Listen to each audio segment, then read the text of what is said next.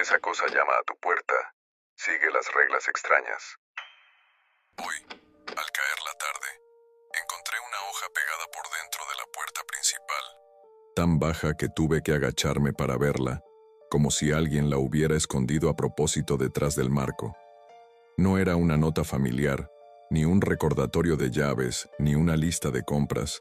Era algo frío escrito con una seriedad que me dio vergüenza ajena al principio, con palabras cortas y secas, como esas instrucciones que ponen en los depósitos o en los cuartos de máquinas cuando nadie quiere hacerse responsable de lo que puede pasar. Lo primero que pensé fue que era otra de las manías de mi madre, una de esas cosas que dejó sin explicación y que yo seguía encontrando en cajones, entre papeles viejos, en frascos sin etiqueta. Lo segundo que pensé fue peor, porque me vino de golpe una sensación antigua, algo que me apretó el estómago, como cuando uno era niño, y se da cuenta de que la casa tiene rincones, que no entiende rincones, donde no debería meterse. Me quedé un rato con la hoja en la mano, leyendo y releyendo, y me escuché respirando más fuerte de lo normal en el pasillo, con la luz del techo titilando como siempre con el aire de esa casa que nunca termina de calentarse. Todavía no había empezado nada, todavía había claridad afuera, todavía se veían los cables cruzando la calle y el contorno de las casas vecinas, y sin embargo ya estaba incómodo, como si el simple hecho de haber encontrado ese papel hubiera cambiado la forma en que el lugar me miraba de vuelta. Vivo solo aquí desde hace poco, y digo vivo, como quien dice sobrevivo, porque esta casa es la que me tocó cuando todo se fue al fondo, cuando ya no pude seguir pagando un alquiler y tampoco pude quedarme en el departamento vacío de mi madre, fingiendo que algún día iba a volver a abrir la puerta con sus llaves.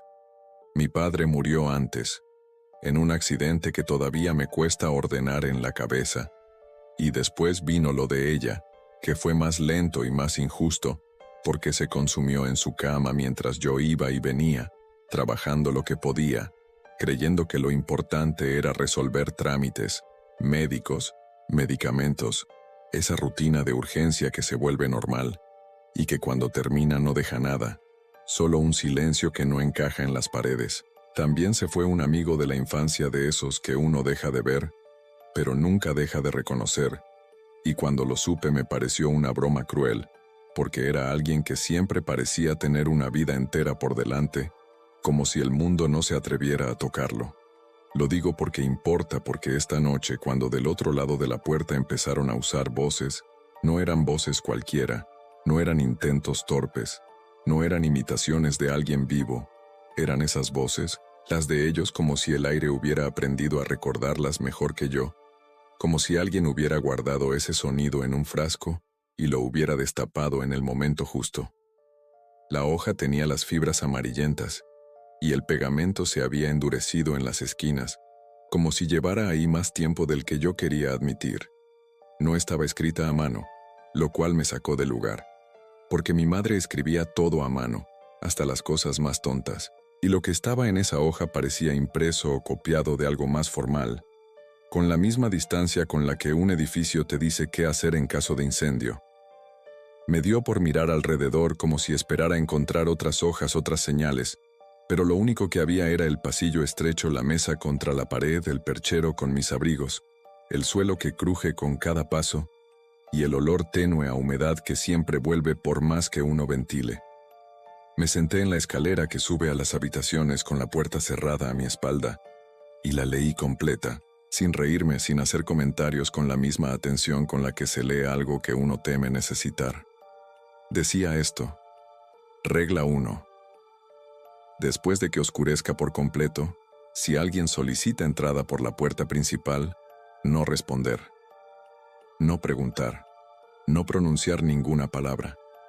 Mantener al menos 3 pasos de distancia del marco hasta que el amanecer sea evidente.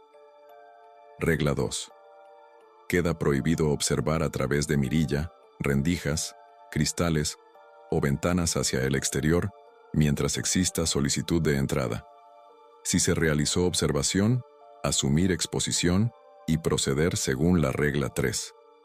Regla 3. En caso de incumplimiento de la regla 1 o la regla 2, Colocar un vaso con agua y sal en el suelo, pegado al umbral interior, sin abrir la puerta. Retirarse de inmediato a la habitación más interna disponible. Mantenerse allí. No transitar el pasillo hasta que la sensación de frío en garganta y nuca desaparezca por completo. Regla 4. Queda prohibido dormir hasta la mañana. Queda prohibido el uso de espejos o superficies reflectantes. Ante cualquier voz familiar percibida dentro de la vivienda durante la noche, no investigar, no responder, no aproximarse, permanecer inmóvil hasta el amanecer. Me quedé mirando la palabra prohibido, repetida así, como si alguien hubiera aprendido a escribir reglas con la esperanza de que las reglas fueran más fuertes que lo que intentaban contener. En una parte de mí, la parte que todavía quiere burlarse para no asustarse, pensé que era una exageración, que alguien, quizá mi madre, había copiado eso de algún lugar, o que algún vecino paranoico lo habría dejado cuando yo era chico, en alguna época de robos, de rumores de gente que llama a la puerta para distraerte. Me levanté, fui a la cocina, vi el salero, vi los vasos en el escurridor, y me sentí ridículo por relacionar una cosa con la otra. Pero también sentí otra cosa, una incomodidad más profunda, porque esa lista no estaba escrita como un consejo, estaba escrita como un protocolo que alguien redactó después de fallar, como si el papel fuera la cicatriz de un error. Revisé los cerrojos sin pensar, no porque creyera en la hoja, sino porque hacerlo me daba la sensación de controlar algo. La puerta tiene 2 cerraduras, una traba superior y una cadena que siempre me pareció inútil. Ese día, sin razón, también revisé las ventanas. Bajé un poco las persianas. Dejé encendida solo la luz del comedor, la que no da directo al frente. Afuera se fue apagando el cielo, como siempre, y el barrio fue quedándose sin movimiento, hasta que solo quedaron las luces lejanas, el reflejo pálido en el asfalto y esa calma que nunca es calma, sino una pausa antes de que empiece el ruido interior de la cabeza. Intenté pasar la noche como cualquier otra. Preparé algo simple, comí sin hambre, lavé el plato con agua demasiado fría porque el calefón a veces se toma su tiempo, y me senté en el sillón con la televisión apagada, solo para no escuchar el silencio. La casa tiene un tipo de silencio que no es falta de sonido, es presencia de espacio, como si cada habitación vacía estuviera llena de aire pesado.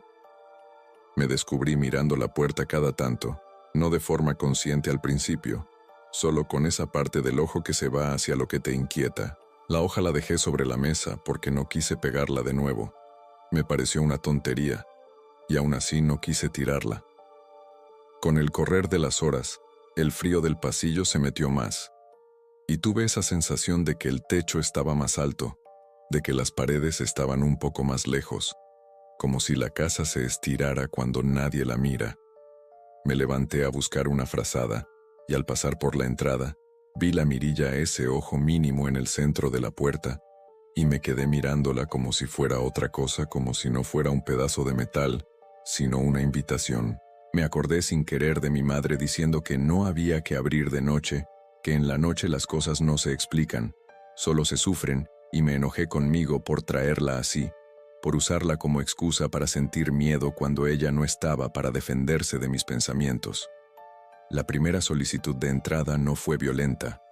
No hubo un golpe que me hiciera saltar, no hubo un estruendo que justificara el sobresalto.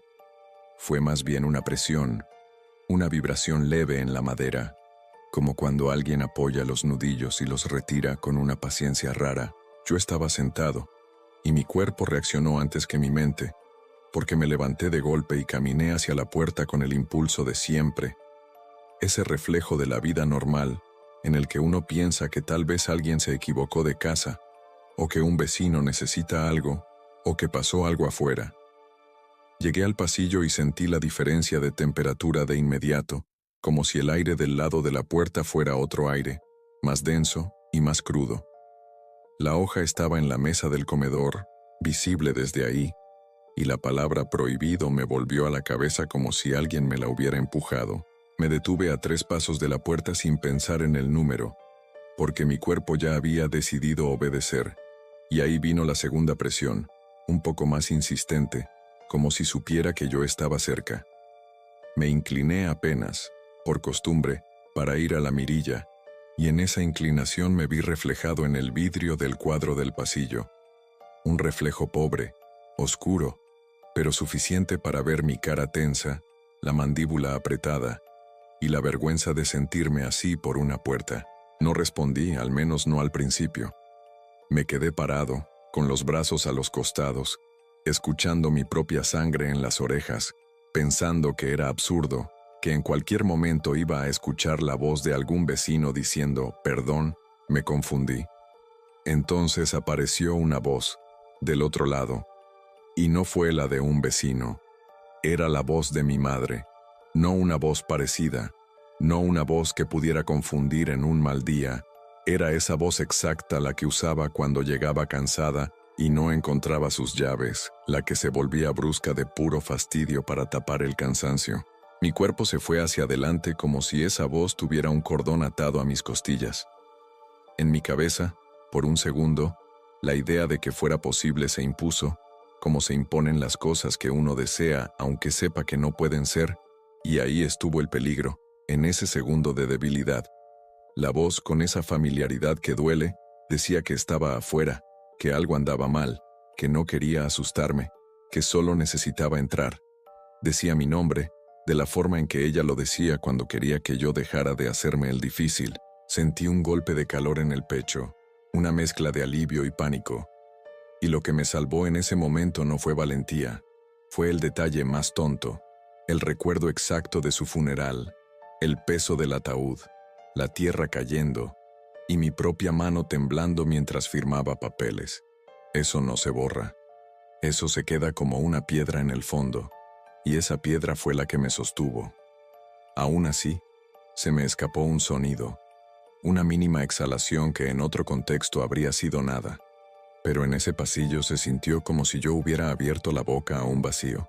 Cerré la boca de inmediato, apreté los dientes, y la voz se quedó callada un instante, como si hubiera probado algo.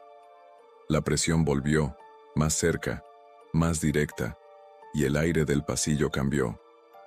No sé cómo explicarlo sin usar palabras que suenan exageradas, pero de pronto la casa pareció más silenciosa en un sentido físico, como si lo que suele llenar el ambiente, esos ruidos mínimos de cañerías de madera de electricidad, hubiera sido absorbido.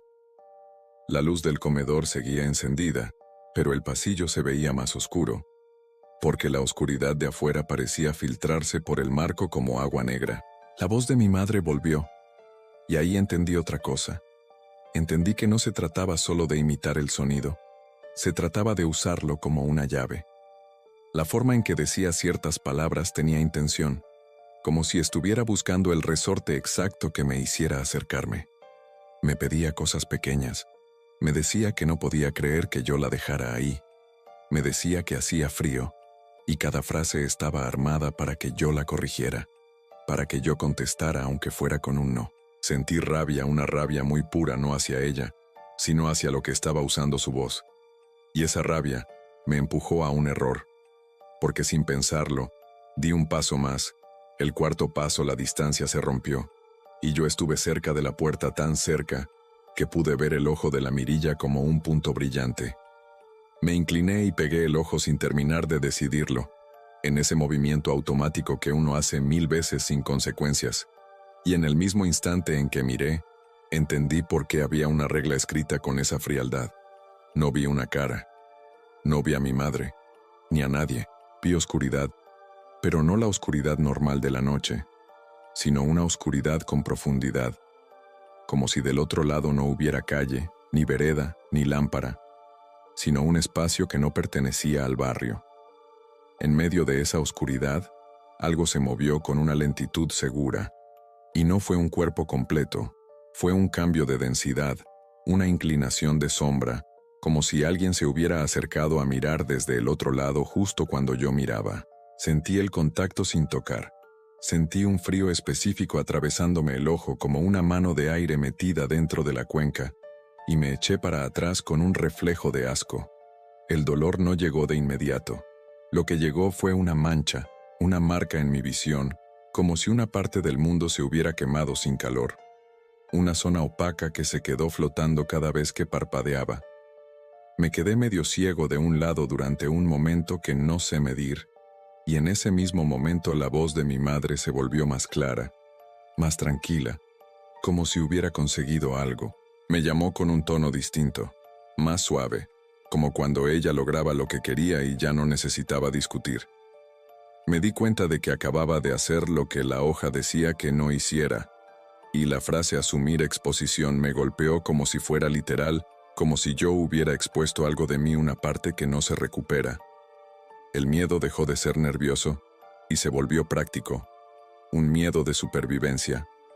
Y esa transición fue horrible porque me hizo aceptar que la hoja no era una superstición. Fui a la cocina sin correr, porque correr en esa casa hace que el suelo se queje y no quería dar más señales de las necesarias. Me temblaban las manos cuando abrí el grifo y tuve que esperar a que el agua dejara de salir turbia, con ese olor a caño viejo. Tomé un vaso, lo llené a medias y sin pensar demasiado eché sal hasta que el fondo se volvió lechoso, como si estuviera preparando algo que no era bebida. Mientras lo hacía, en el pasillo la voz seguía. Ya no solo la de mi madre, también aparecía la de mi padre, intercalada, como si estuvieran turnándose, como si quisieran abarcar todas las formas posibles de tocarme. La voz de mi padre tenía ese tono serio, ese tono que usaba para calmar o para mandar, y decía que no tenía sentido seguir con esto, que ya era suficiente, que abriera, que él sabía que yo estaba confundido. Escuchar a mi padre así me dio una náusea seca porque él jamás habría dicho esas cosas de esa forma, y sin embargo el timbre era suyo. La respiración entre palabras era suya, el ritmo era suyo, como si hubieran copiado incluso los silencios. Volví al pasillo con el vaso en la mano, y al acercarme sentí el aire más frío, no en general, sino en la garganta, como si el frío se metiera por dentro. Me agaché y dejé el vaso pegado al umbral interior con cuidado de no acercar la cara a la puerta, y lo único que vi fue el reflejo del líquido en el piso, un reflejo tembloroso que me recordó de golpe la regla 4 sobre espejos. Me incorporé, retrocedí hasta la distancia de antes, y entonces, del otro lado, la voz se detuvo por completo, como si alguien hubiera apagado un aparato. El silencio duró poco, pero fue suficiente para que yo sintiera una falsa seguridad, esa que aparece cuando lo peor se interrumpe y uno cree que tal vez ya pasó. En vez de calma, lo que llegó fue otra cosa, un cambio de comportamiento. La presión en la puerta ya no era rítmica, era sostenida, como si alguien se apoyara del otro lado con todo el peso. La madera no se movió, las cerraduras no cedieron, pero el aire del pasillo se volvió más pesado, y el vaso con agua y sal, que yo había dejado como quien deja una ofrenda, empezó a mostrar algo raro, una vibración mínima en la superficie, como si el líquido respondiera a una presencia. Yo tenía la boca cerrada con fuerza, y aún así sentía ganas de decir algo, cualquier cosa, porque el cuerpo busca romper el terror con ruido, como si hablar fuera un modo de recordar que uno existe. No lo hice. Me tragué esa necesidad, y entonces, muy despacio apareció otra voz, no desde afuera, sino desde adentro, desde el mismo pasillo, detrás de mí, en algún punto que mi cerebro no quiso ubicar. Era la voz de mi amigo de la infancia, el que ya no está, y el detalle que me heló no fue solo reconocerla, fue reconocer el modo en que me decía ciertas frases, esa confianza vieja, ese tono burlón que usaba cuando quería sacarme de quicio. Decía que qué estaba haciendo, que dejara de actuar raro, que abriera, que no era para tanto. Sentí el impulso de girar la cabeza, un impulso casi doloroso, porque cuando una voz familiar suena cerca el cuerpo, la busca, pero la hoja decía, no investigar. Y yo entendí en ese instante que lo de la mirilla había abierto algo más que una mirada. Había permitido que esa cosa probara mi casa desde adentro, como si la casa tuviera conductos que yo nunca había visto. Me obligué a retroceder más, paso a paso, sin dar la espalda a la puerta, porque dar la espalda se sintió como ofrecer una nuca. Con cada paso hacia el comedor, la sensación de frío en la garganta se intensificaba, como si me la estuvieran apretando por dentro. La voz de mi amigo, desde algún lugar del pasillo, se acercaba sin moverse, no en el sentido físico, sino en el sentido de volverse más íntima, más cerca del oído. La voz de mi madre seguía del otro lado de la puerta, en ráfagas, pidiendo, reclamando, alternando ternura con reproche, buscando el lugar exacto donde mi culpa se volviera más fuerte que mi miedo. Y ahí comprendí lo que en otro momento habría sido una frase de libro, pero en esa casa era una verdad simple lo que fuera, que estaba ahí, no quería romper la puerta, no necesitaba hacerlo. Lo que quería era que yo me rompiera por dentro lo suficiente como para abrirla yo. Llegué al comedor, agarré la hoja de la mesa con manos torpes, como si fuera un talismán, y la volví a leer a la carrera, buscando algo que me dijera que esto se iba a terminar, buscando una condición, una excepción, pero no había nada, solo instrucciones. La regla 3 decía retirarse a la habitación más interna y no transitar el pasillo hasta que la sensación de frío desaparezca. Eso implicaba subir, porque arriba hay una habitación sin ventanas hacia la calle, una especie de cuarto de guardado que mi madre usaba para guardar sábanas. Subir significaba darle la espalda a la puerta, pasar por el pasillo, y yo sentía, con una certeza animal, que el pasillo era el lugar donde esa cosa estaba intentando asentarse. Aún así subí, porque quedarme abajo era exponerse a la puerta para siempre. Subí con pasos lentos, agarrado del pasamanos, con el corazón golpeándome en el pecho, con la sensación de que el aire en la escalera era distinto, más limpio, como si arriba la casa todavía fuera mi casa. Cuando llegué al pequeño descanso del segundo piso, miré hacia el espejo del baño por costumbre, y ese movimiento casi me cuesta todo, porque la regla 4 prohibía espejos, y yo alcancé a frenar antes de enfrentar el reflejo, pero igual vi una esquina de luz donde mi cara debería haber estado, y donde por un instante no hubo nada reconocible, solo una forma pálida sin contorno claro, como si la mancha de mi visión se hubiera salido del ojo y hubiera ocupado el vidrio. Aparté la mirada con violencia y me metí en el cuarto, más interno.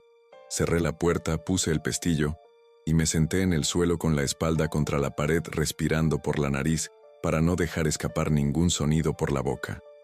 La casa, desde ahí, se sentía como un cuerpo enorme, y yo era un órgano encerrado esperando que algo dejara de presionar desde afuera. El tiempo se volvió extraño. No puedo decir cuánto pasó entre una cosa y la otra, porque el miedo cambia la manera de medir. Afuera no se oía nada que yo pudiera describir como un sonido, pero sí había señales físicas, cambios en el aire, en la presión, en la temperatura. A ratos el frío en la garganta se intensificaba como si alguien soplara desde un punto invisible, y luego aflojaba un poco, y yo me aferraba a ese afloje como si fuera progreso. La voz de mi madre desaparecía por lapsos y volvía con nuevas estrategias, a veces como reproche, a veces como súplica, a veces como cansancio, diciendo que ya estaba, que yo siempre fui así, que por qué la castigaba. La voz de mi padre se sumaba para dar autoridad, para ordenar. La voz de mi amigo aparecía adentro, a veces más cerca, a veces más lejos. Y en una ocasión, lo juro aunque suene ridículo, la voz fue la mía, una copia de mí desde el pasillo, diciendo palabras sin sentido como si estuviera ensayando cómo sueno cuando estoy tranquilo. Sentí un asco que me subió por la lengua, y apreté los labios hasta dolerme. Quise taparme los oídos, pero eso solo hizo que la sangre sonara más fuerte adentro, y esa sangre, en mi cabeza, parecía un aviso de que estaba vivo y podían notarlo. En algún momento, abajo, en la entrada, el vaso con agua y sal debió haber hecho algo, porque la presión en la puerta cambió, como si la puerta dejara de ser el objetivo principal y pasara a ser un borde, un límite que esa cosa rodeaba buscando otro punto. Lo entendí cuando el frío se movió por la casa como si caminara, no con pasos, sino con zonas. Primero sentí una franja de aire helado en la base de la puerta del cuarto donde estaba, como si la línea del suelo hubiera respirado. Después, esa franja se retiró. Después volvió, pero más arriba, como si el frío trepara por la madera. Yo no me moví. Me quedé mirando un punto fijo de la pared, porque mirar demasiado alrededor se sentía peligroso, como si mi atención pudiera abrir algo. La regla 4 decía, no investigar ante voces familiares dentro de la vivienda, y yo interpreté que también era no seguir cambios, no perseguir sensaciones. En una parte de mi cabeza, una parte racional que se negaba a morir del todo, intenté explicarlo con cañerías, con corrientes de aire, con una puerta mal sellada, con el invierno. Esa parte racional era la que quería que yo bajara a revisar, arreglar, comprobar.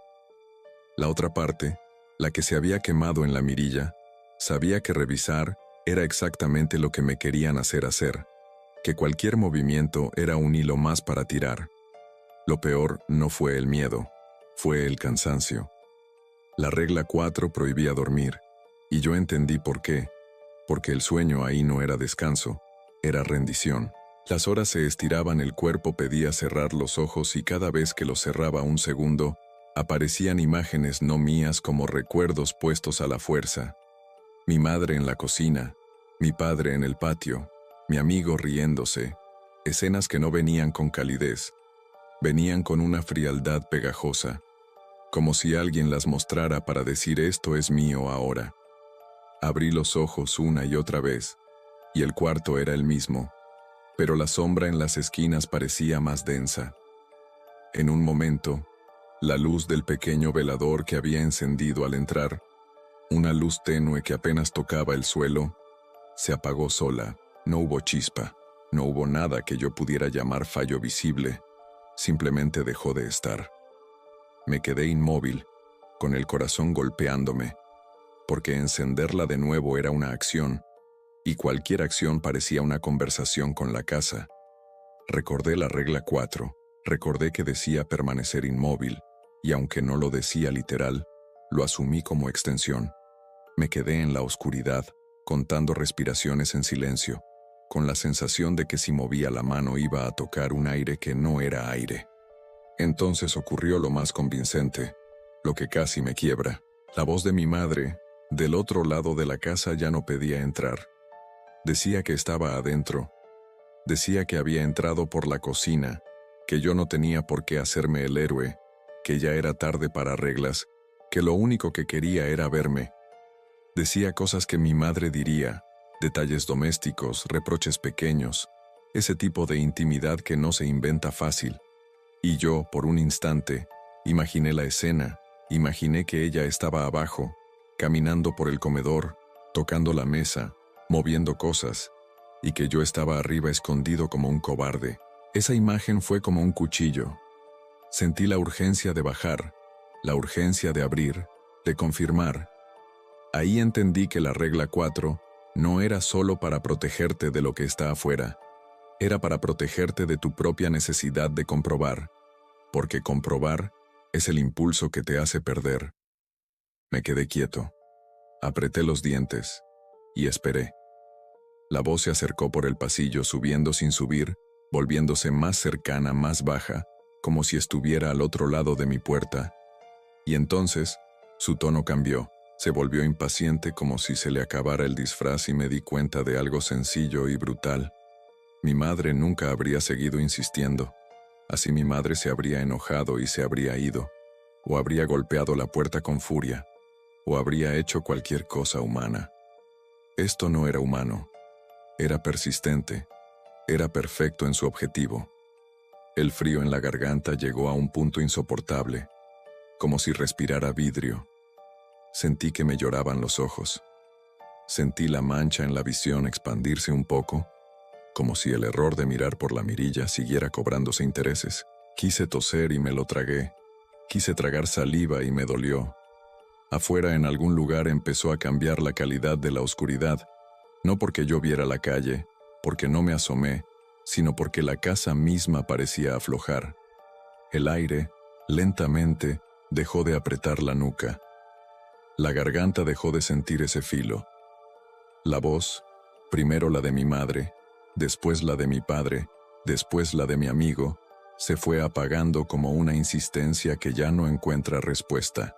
Lo último que escuché, y esto me da vergüenza escribirlo porque suena como un detalle inventado, fue mi propia voz, desde abajo, diciendo mi nombre con un tono que yo no uso, un tono como de alguien practicando cariño. No contesté, no me moví, me quedé con el cuerpo rígido, esperando que fuera una trampa final para sacarme del cuarto. Y entonces, sin ceremonia, llegó la claridad, no como un amanecer bonito, sino como una evidencia.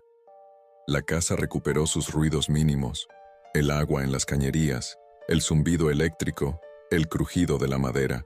Me quedé un rato más igual, porque el miedo no entiende de amaneceres, pero al final me obligué a moverme, con movimientos pequeños, como un animal que sale de su refugio. Bajé cuando ya era claro que el sol estaba arriba, aunque yo no lo viera. Cada escalón se sintió como un riesgo.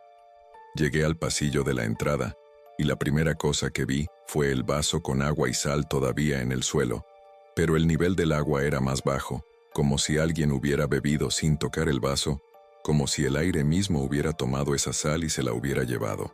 El piso alrededor estaba húmedo, no por derrame, sino por una humedad extendida, como si la madera hubiera sudado durante la noche. La puerta seguía cerrada, intacta, los cerrojos en su lugar, la cadena colgando.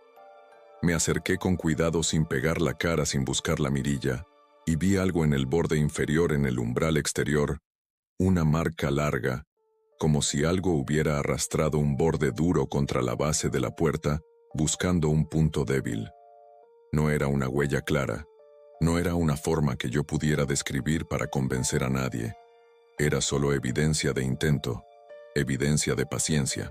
Me quedé ahí respirando más libre, y fue en ese momento cuando entendí la consecuencia real de haber mirado por la mirilla, porque quise recordar la voz de mi madre tal como era, la voz auténtica, la que yo debería tener guardada, y no pude. En mi cabeza solo aparecía la versión de anoche, la voz usada como herramienta, y la verdadera se me escapaba como agua entre dedos. La misma impotencia me pasó con mi padre, con mi amigo.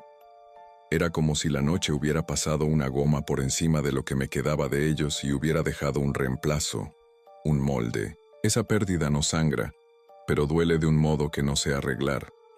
Ahora la hoja está de nuevo en la puerta pegada donde estaba más firme que antes, porque la volví a pegar con cinta nueva, y eso también me da asco porque es aceptar que la casa necesita un protocolo como si fuera una instalación peligrosa.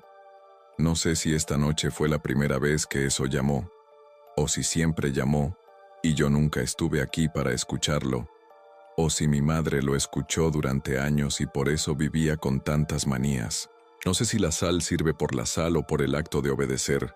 No sé qué significa exactamente el frío en la garganta. No sé qué se gana esa cosa cuando uno mira o habla. Solo sé que intentó entrar usando lo único que me podía hacer abrir sin romper la madera, y que por poco lo consigue. Me quedé con una mancha en la vista que no estaba antes, y con un vacío en la memoria que no debería existir. Y lo peor es que, desde esta mañana, cuando el barrio volvió a moverse, y los autos pasaron y alguien saludó desde lejos, sentí un miedo absurdo a escuchar mi propio nombre desde el otro lado de cualquier puerta. La casa parece normal con luz, pero la puerta no parece una puerta. Parece una línea pintada sobre algo que no se termina de cerrar. Y aunque sobreviví esta noche, aunque la noche terminó, hay una certeza que no se me va, como si hubiera quedado escrita en mí con la misma frialdad de la hoja, que esto no fue un episodio aislado, fue una prueba, y la próxima vez, si existe una próxima vez, va a saber exactamente qué parte de mí ya está expuesta. Gracias a todos por su apoyo. Sobre todo, a los miembros de este canal. Sin ustedes no sería posible este proyecto. Sin nada más que decir. Gracias por ver.